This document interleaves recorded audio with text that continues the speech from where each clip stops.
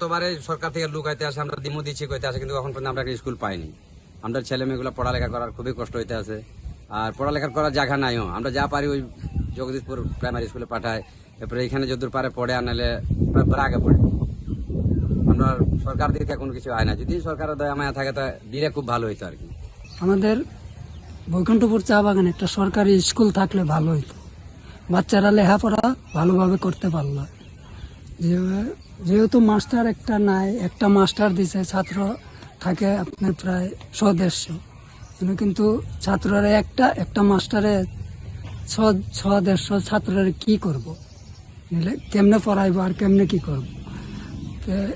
এর চেয়ে ভালো হতো যদি সরকারে আমরা বাগানে একটা সরকারি স্কুল দিত, একটু খেয়াল রাখতো, তাইলে কিন্তু আমাদের বাগানে একটা সরকারি স্কুল হইলে আমাদের লাগি ভালো হইব, লেখাপড়া করতে পারবো।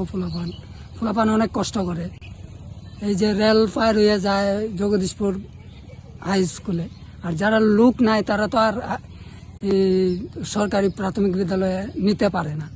ওই যারা বাড়িতে লোক আছে তারাই একটু কষ্ট করে বাচ্চারা ভালো স্কুলে নেয়। তবে আমার ইচ্ছা যে সরকারি স্কুল যদি থাকতো সবচেয়ে ভালো হইতো।